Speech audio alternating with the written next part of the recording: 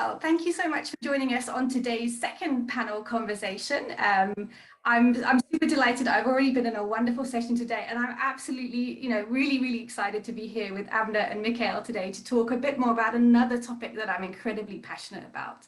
So let me just set the theme before we officially get going today.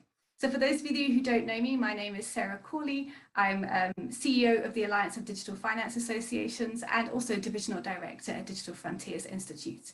I'm so happy today to be joined by incredibly important and wonderful special guests. So we have firstly Abenaa. Abenaa is working as a consultant for Access Microfinance Holding. She had the task of researching and sharing the learnings of the Addai program. And the Addai program has the objective of digital transformation and capacity building of the AccessHolding network banks, which is a partnership between AccessHolding and MasterCard Foundation. Abenaa is also well known to us as she's a CDFP graduate from DFI as well. So it's great to have you on, Abenaa. Welcome today. Thank you. We also have Mikhail, who Mikhail, I had your introduction to say it's a long-standing career as a banker, but that makes you sound incredibly old, and absolutely you're not, as I can see you are on the screen today. So, so I need to incredibly experienced and knowledgeable banker. I'm gonna change that one there. Currently is CEO and chairman of the management board of AccessBanque Madagascar. Where you've been successfully leading the digital transformation there for over the last 6 years. AccessBanque belongs to the AccessHolding network, and you're also a member of the AB Microfinance Bank Nigeria. So welcome, Mikhail. Thank you. Thank you. Thank you, Sarah. So it's great to have you both here, and I'm really excited because chatbots is something I think I've had good and bad experiences with as a consumer.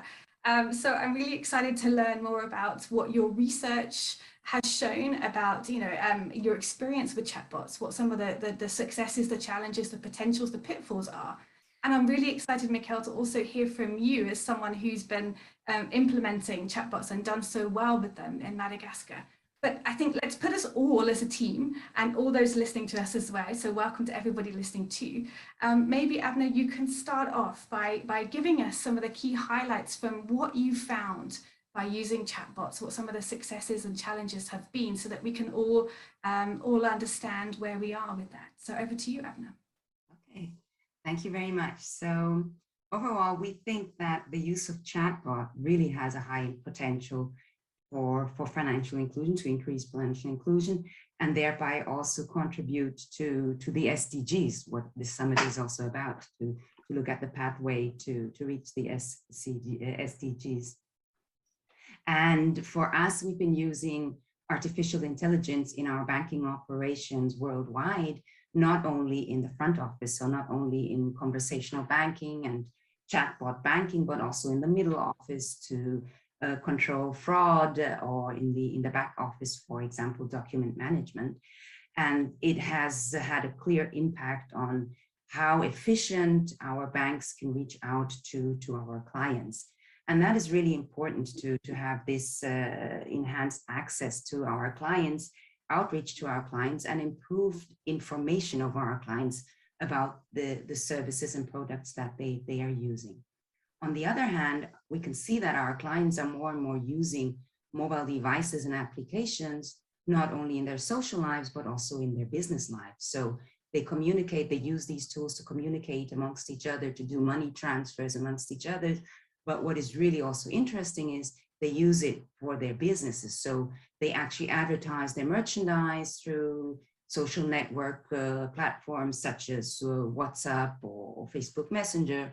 And not only do they advertise, they actually sell them through it, and they also actually do transactions through these platforms. So somehow they have been using these platforms, so it's somehow intrinsic to also use this form of communication with their banks. And that's where the chatbots comes in, and that's where we thought, let's use this opportunity to also communicate with our clients through this way, this channel, and not only communicate with them, but also let them transact through social media platforms that they are already used to.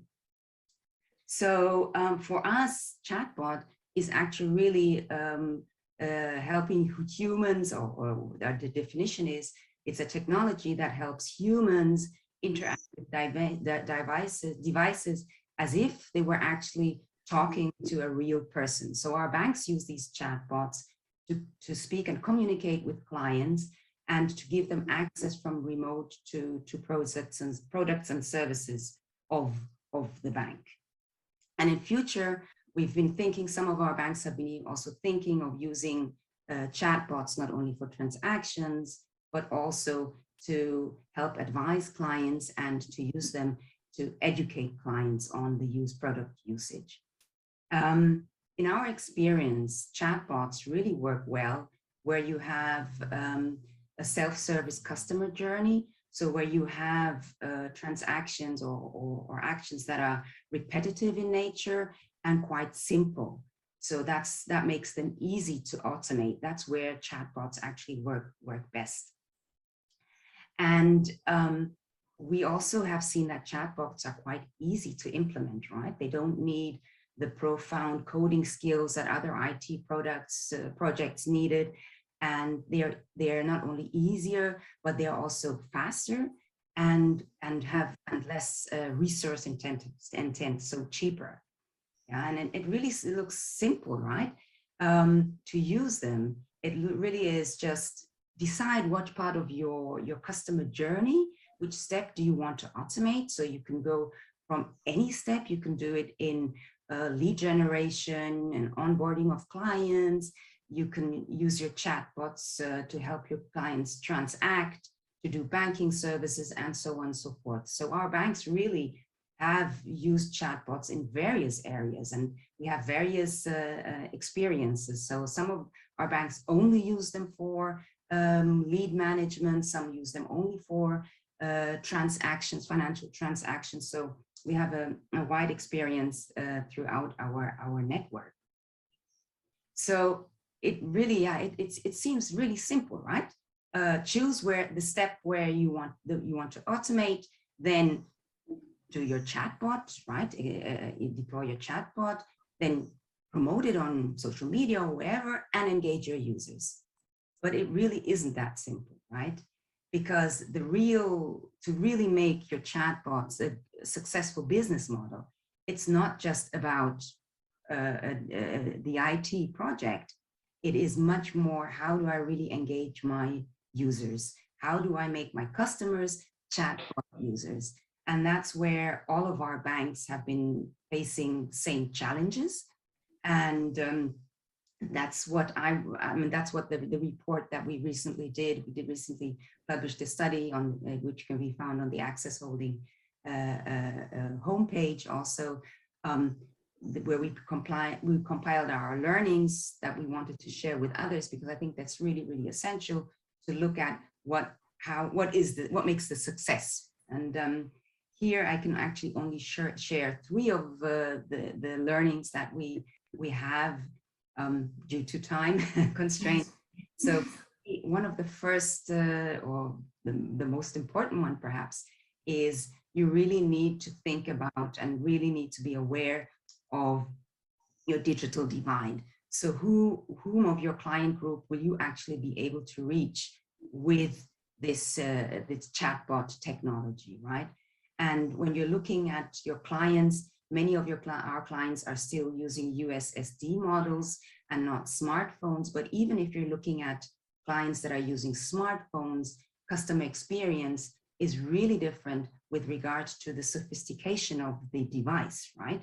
So the more sophisticated, the better the customer experience when using chatbot technology. And when developing this technology, our banks have been thinking about how to take everyone along, so how to take people along that are using USSD technologies, as well as people with not as sophisticated smartphones, because we think it's really important to keep control of your customer experience at the end, because our business model has been so far based on having a very close contact to your clients and seeing them personally. And now you're automating this part of your client contact.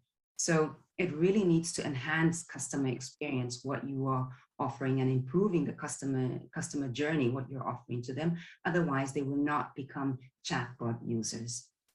The second point is there's a real big effort necessary to drive a chatbot usage.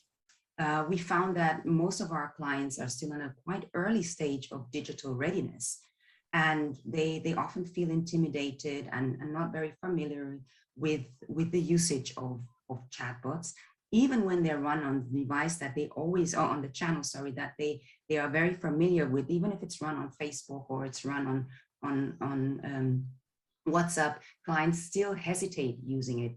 So what is really necessary is to have what we call an educational marketing approach. So we do market this on one side through social media, market the usage, but you really also need a client education. So what many banks have done is gone into getting their frontline staff to personally coach customers and future potential customers in using the chatbot. And this has been also accompanied by a lot of videos on social media that explain the functionality of chatbots. So there's a real effort necessary to get users to get them away from the tested and method that they're used to, which was picking up the phone or coming into the branch, to then using the chatbot. So this is a constant effort that is necessary to drive chatbot usage. And my third point that I would like to mention is, yes, use social media platforms where customers are already based on, but you do look at all the pros and cons of using these social media platforms, because the most popular platform might not give you the best customer experience, right? You need to look at things like what costs come with using the platform for running your chatbot. How do you guarantee customer privacy? How do you guarantee data security on these platforms? And then there's a question also, are they customizable? Can you really make them get the customer experience that you want through this platform? And lastly, what kind of communication do they allow with your client? What kind of push and pull messages are you allowed to make on these platforms? You need to really be conscious that when using third-party social media, third-party platforms, you are subjecting yourself, and not only yourself, but also your clients, to the policy of these channels, right? So you really need to look at what kind of policy do they have currently, and where do they want to go in the future, because you want to keep on offering your services through this platform. So those are just three little highlights I wanted to give. Yeah, summarizing, overall, we think, yeah, chatbots have a big potential to drive financial inclusion, but chatbots are only a tool, and they need to be embedded into your conversational strategy with your clients, so that you really take everyone along and leave no one behind. Yeah. Wonderful, thank you so much. I mean, it's a lovely journey that you've taken us through, and I know you could talk many more, and we encourage everyone to read the report, because it's a tremendously interesting report. But yeah, I think as you say, you know, chatbots can work, but you need to really think about the design and how and where you're going to use them, how you're going to use them, and how do you encourage people to use them. So Mikhail, I know you had a really successful deployment in Madagascar, so I'd like to pick your brain and understand a bit more from you about how your chatbots work. So tell us about the, you know, digital divide. Do we need smartphones to access it? Who are you reaching, and how are you reaching them? Okay, thank you. So our journey started actually in a very experimental way, let's say. First of all, at the time we started thinking, how do we improve our communication with customers? And we have created call center, and we have also created our Facebook page. And what we have observed is that we are receiving on call center, we were receiving 3 to 5 incoming calls per day. While on Facebook Messenger, almost from the very beginning, once we launched it, we started getting like hundreds and hundreds of messages per day. So apparently it was already part of habit of people that they don't want to call, they want to message. Yeah, Facebook Messenger is the tool that is free on all telcos in Madagascar, so everybody basically has access to it. And I think out of all tools of communication, this is the most widespread. So we started thinking, how can we propose a way of clients to perform some transactions using this tool? And this is how we came up with the chatbot. We launched it, I think, in 2018, and we've been developing. Yeah, on one hand, I can agree with, okay, it's relatively easy to deploy, but I mean, there are always so many details, and it's really learning. We have like 3 or 4 of our competitors that have tried to deploy similar solution, but none of them actually succeeded because there are things. It's not like just put menus and then client will be choosing and so on. Customers onboarding too is somehow an issue. We have self-onboarding now in chatbot, so one can onboard himself. People are a little bit skeptical. We saw like some skepticism about it, so we had to take one step back and start maybe with financial education and communication before client arrives to the self-onboarding process. We are still working on it. It's not yet finished. But on the other hand, chatbot is such a tool. You started, and when you started, you think it's simple and it's kind of, you know, primitive, like basic, very basic tool. Yeah, but the more you develop it, the more it becomes eye-opening. For example, we moved now. We introduced the chatbot that we are using during the credit analysis for our clients. So it's not only chatbot that we're using for interactions with clients, but we're also using it for credit analysis. That allows us to give credit decisions to clients. We optimize the entire process, but chatbot remains the main tool. We can do credit decision in 2 hours, which is very quick for informal businesses. We have also solution for deposits and withdrawals. So basically agency banking solution, our own agency banking solution that we have developed on chatbot. Yeah, of course, those are all learnings, but what I find exciting about this journey is that the further you go, the more opportunities it opens. And that's actually quite a cool stuff. Yeah. Plus, right, the thing about it is that it can be done in-house. So normal IT project for a bank is hundreds of thousands of euros. Yeah, while here we have our own IT developers, and that's also amazing story how we found them in Madagascar and so on, but that's a different topic probably. But we have our own IT developers. We have our guys who are sitting and developing chatbot. They really, if you want to have a new feature or something like that, before we needed to go to a vendor, they would evaluate us number of man days. They will bill us $1,000 per man day and like 20 man days. And if you need to put a comma here, it will be $20,000. So now you just call the guys, you say, look, we want to change this and that's done like tomorrow. Yeah, that's amazing flexibility, and yeah, and it's much quicker, and time to market was much faster than for IT projects that are taking years. So, I mean, this is very brief. I'm happy to provide more clarification, answer questions, given that we have time. I'm so fascinated, Mikhail, because you know what I think when I first heard, and I was having this conversation with Abenaa, and she said that you guys had used Facebook, and you know there is that first sort of, some people might be that's quite an interesting platform to use, but hearing you speak, it's really clear now that you know that actually was how the medium that your clients were reaching out to you was Facebook Messenger for multiple reasons, including the fact that it was no cost to them to do so. So it's really interesting how you've managed, you've taken what your customers, where your customers are, you've gone to where your customers are as opposed to expecting them to come to you. So I guess my other question, you know, I mean, was there, I mean, obviously the actual use of Facebook Messenger is something that each of those clients would know how to do, right? There's not necessarily a learning tool to using Facebook Messenger, but is there a learning and innovation tool, you know, was there a learning that you had to kind of overcome to get clients to feel comfortable talking to their bank using Facebook Messenger? Of course, and I must say that Facebook probably is not the ideal tool here too. So yes, so Facebook Messenger indeed, it was existing habit. It was a habit that was already in place, and assumption was that it's easier to use the existing habit than to create a new one. Yeah, to use application or something like that. So that saved us some time in rolling out. Yes, initially clients did not understand it. We are still educating. We have now recruited, I think, about 60 or 70 people in a short-term contract that are working in the branches, that are working with clients, that are explaining to them, that are teaching them how to use it, and so on, so on, so on. Yeah, Facebook is also, you know, it's a funny thing. It's not the most customer-oriented platform, and there was like 2 or 3 times when Facebook just blocks us like this, and then we cannot do anything.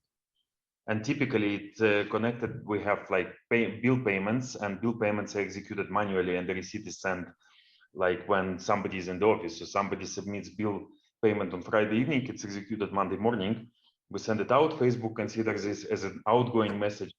After 24 hours, they think it's spam, they block. 1 week, tool doesn't work. So we have to now, like, we try to reach out to them and to explain it to them, but they are not speaking to clients at all. So now we are developing a backup option, like we're trying to see if we can do it on WhatsApp, Viber, or Telegram, which will indeed be some hassle, but it's very unpleasant when Facebook just blocks you and 1 week you have no service and nobody to complain, nobody to speak to. They just decided you broke one of their policies. Yeah. And I guess that's one of the pitfalls, you know, of choosing a platform that you don't have control over, right? You know, that there's some of the interactivity that you can have with that platform becomes a challenge. Yeah. And so we have 2 questions, you know, I personally had on my list, but also I see they've come in from the discussion as well. So one around cyber attacks, privacy, fraud. How do you protect yourself and also your clients, Mikhail? Look, assumption was it depends what you set up as a benchmark. Yeah, if you set it up as a typical internet banking, maybe Facebook is not as secure. Yeah, but if you compare it with mobile banking solution, mobile money solution, yeah, then like M-Pesa or something like that, Orange Money, Airtel Money, etc. We said that we have to provide same or higher level of security than mobile money platforms. This is important, yeah? In this case, we looked, how do you confirm your transaction on mobile money? You have to send code, yeah? So you have to confirm each of your transactions with code. We have this code and we don't keep it on Facebook. Yeah, so the code belongs to us and it's stored separately. So in all paths of customer journey, there is a piece or 2 pieces of the journey that are taken off Facebook and that are stored with the bank. In this case, for example, during the recent leakage of massive leakage on Facebook, when lots of personal data has been stolen, our clients were not affected at all because the critical pieces of information are with the bank. So one would have to hack Facebook and hack the bank to get the information. This is one. And 2, people are using mobile money. They use it on a normal phone with button. Yeah. And typically, funny part that Facebook is also used for different messaging, and people are protecting their Facebook Messenger much better than their phone. Many people, they have second password to access Facebook Messenger for the sake of whatever. Interesting. Yeah. So, I mean, it's indeed not less secure, not less insecure, or more, less secure. No. Okay. So it's more secure than mobile money, let's say. Okay, great. Plus, it's also limited on the maximum amount of transaction is limited. There is physical monitoring behind. So we have a person who is looking at the transactions and tries to identify any suspicious transactions. We do not have any yet. In already like 2 years of running, the tool works perfectly. There is no, like, people are normally taking it quite seriously. Fantastic. That's impressive. 2 years and no suspicious activity. That's amazing. Yeah. And then the other question that's come up, and I think it will be our last question probably for our session today, but we've had a question come in from both from Precious and Gerald, and they're connected. So what about, you know, like local languages? So, you know, many people won't speak, you know, the one language, you know, people will be more comfortable perhaps in Malagasy, or for example, and Gerald has also said, you know, those with maybe sort of, you know, visual or, you know, challenges, you know, how do we make sure that chatbots can reach people in multiple languages or multiple ways that they can understand and engage with? We have not yet realized it. I mean, in Madagascar, people are pretty much capable to understand simple French. So we kept it for the moment in French. We want to localize it and translate it to Malagasy. But the problem is also that in the country, there are many dialects of Malagasy language, and people from the north of the country and from the south of the country may not understand each other either. So there are like lots of variants of this language. I mean, we will translate it. For the moment, it was not yet the task, but we plan to translate it one day into Malagasy. I mean, it's in my opinion, it's very simple. It's just adding additional layer of the menu and splitting it, duplicating it into languages. Totally customizable. Okay, brilliant. So no real language, as long as people have the basics, that the language for you hasn't been such a challenge. But Abenaa, has it been in other countries? Yeah, what I wanted to say about that is, yes, it's true. In all the countries, that is a challenge, that it's either in English or in French, and yeah, the local languages are not catered for, just because they are such low resource languages that it's really difficult to get them working on a Facebook Messenger, or impossible. So the alternative to that is to do the menu, set up the menu in a way that you use a lot of symbols instead of using a lot of words, so people can memorize what the button for transfer is, or and so on and so forth. They do get along in the menu to send mobile money, so they need to get along in the menu as well of a chatbot. So the basic transaction, the basic actions you can do on the chatbot are simplified. That's what the banks aim at, simplifying them visually, yeah, to make them user-friendly. Great, I love the idea of symbols. It's very simple, isn't it? Like if you make the symbol really understandable, then anybody, regardless of the language, you know, can easily see what that stands for. So then my final question to wrap up, we have a couple of minutes left. What do you know, the question, you know, are chatbots the right answer to reach more people, to serve more customers? Are they there to help financial inclusion? What can we expect from it? Mikhail, I'm going to come to you first, and then Abenaa for you to close. I think yes. I think first, indeed, chatbots they have future, yeah. But second thing to understand here, we need to understand what are the preferences of clients in the particular market. We have stories that, for example, I know M-Pesa in Kenya have been success story for decade already, more than decade. But then this business model does not really fly in many other countries with the same approaches, with the same menus and so on. So it's question of habits of people living in a particular country, in a particular market. Yeah, in some places chatbot can be super successful. In some places, application would maybe be a better solution. That's my opinion. That's a great point. Copy and paste that we often see so often. We just have to bear in mind, you know, cultural differences, ways of being human, in, you know, what is typical for us as a human. We really need to take that into account. Absolutely. Thank you so much for raising that, Mikhail. And lastly, Abenaa? Yeah, adding on to that point, in our banks, in our networks, for example, in Nigeria, the Nigerian bank has decided to only use chatbot for client onboarding and client lead generation, but not to open up the chatbot for banking transactions, because they found in their marketing studies that they're running it on WhatsApp. They found in their marketing study that the society was just not ready to do banking via a social media network. So there's not enough trust in the system to conduct banking. And then they used for the banking, for the transaction, they use a different device. So you need to use the chatbot, and you need to actually deploy the chatbot there where you can really reach out and where it really makes sense, right? So that's why you have all these alternative steps in the customer journey where you can use chatbots. And yeah, using them rightly can bring you far. Using them in a wrong way, and I think that's the critics that chatbots have been facing, that they have been employed in many banks and they're not working. And as you said in the beginning, they can be very annoying. Yes, they can if they're not correctly used, but that doesn't mean that they really have a high potential to drive customer engagement, used in the right steps, and of course embedded in the right strategy to reach out to your clients. Thank you so much, both of you. I've really enjoyed the session. Mikhail, I'm incredibly inspired by what you've managed to achieve in Madagascar by chatbots. And I mean, we're gonna have more conversations, but you know, I know it for sure. And Abenaa, thank you so much for bringing all the different perspectives and the research. And again, you know, I encourage people to read your paper, because if you're thinking of introducing a chatbot, there's so much great advice in there. And I'm sure Mikhail would also be very happy to chat with any other bank that's thinking of bringing in chatbots to share his years of wisdom, as we've said earlier.